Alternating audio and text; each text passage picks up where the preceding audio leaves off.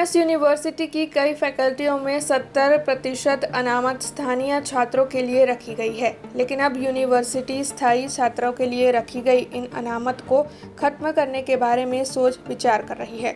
उसी मुद्दे के मद्देनजर पूर्व सेनेट सदस्य नरेंद्र रावत की ओर से वाइस चांसलर को पत्र लिखकर इस मामले में उग्र विरोध की धमकी दी है। दरअसल इस मामले में कदम उठाते हुए कोई ऐसा कदम ना उठा लिया जाए कि छात्रों की अनामत रद्द हो जाए, ऐसी मांग पूर्व सेनेट सदस्य नरेंद्र रावत की ओर से साझा की जा रही है।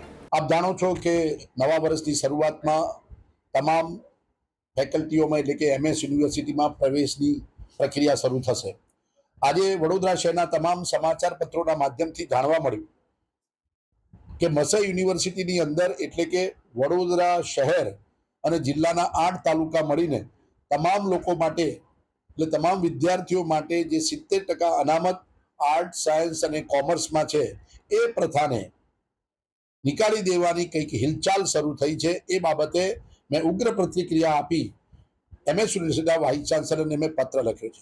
आप जाणो छो कि विश्वविख्यात महाराजा सयाजीराव यूनिवर्सिटी कैलासवासी महाराजानी देन छे अने आ यूनिवर्सिटीनी स्थापना एटला माटे करवामां आवी के वडोदरा शहर अने जिल्लाना विद्यार्थीओने शिक्षण मळी रहे अने साथे साथे ए वखते वडोदरा स्टेट हतुं, जेथी वडोदरा शहर अने जिल्लाना विद्यार्थीओने बहार जवुं न पड़े ए माटे स्थानिक 70% अनामत प्रथा राखवामां आवेली, जेना कारणे गरीब अने मध्यम वर्गना विद्यार्थीओने आर्ट सायन्स अने कॉमर्स जेवा सामान्य कोर्सनी अंदर हजारों रूपियानुं बर्डन एना वालीओ पर पड़े अने जेथी शिक्षण मेळववा ए बीजा शहेरोमां न जई शके एना माटे महाराजाए 70% अनामत राखी हती अने आ विश्वविख्यात युनिवर्सिटी सरकारीकरण करी वडोदराना लोको साथे विश्वासघात कर्यो छे, गद्दारी करी छे અને હજી પણ વડોદરાનું એનું પરિણામ મળે એવી શક્યતા જણાઈ રહી છે કે જ્યારે 70% અનામત વિદ્યાર્થીઓને માટે જો નાબૂદ કરવામાં આવશે તો અમે ઉગ્ર આંદોલન કરીશું। એ બાબતની અમે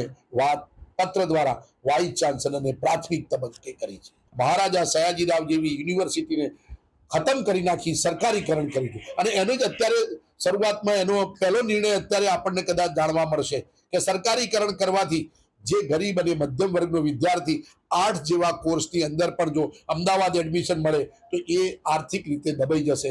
ફક્ત સેનેટ અને સિન્ડિકેટ તો એક વ્યવસ્થાનો ભાગ હતા, એ રહીને અમે ઇન્ટરનલી સત્તામાં રજૂઆત કરી શકતા હતા। વડોદરા શહેરના નાગરિકો, પૂર્વ વિદ્યાર્થીઓ, અમે ભૂતકાળની અંદર અભિવ્યક્તિની આઝાદી નામે પૂર્વ વિદ્યાર્થીઓ દ્વારા પણ અમે આંદોલન કરેલું। અમે વડોદરા શહેરની जनता લઈ, વડોદરા શહેરના વિદ્યાર્થીઓને લઈ आंदोलन કરીશું। अब खबरों से लगातार अपडेट रहना हुआ आसान। बीआरजी न्यूज आपके मोबाइल स्क्रीन पर।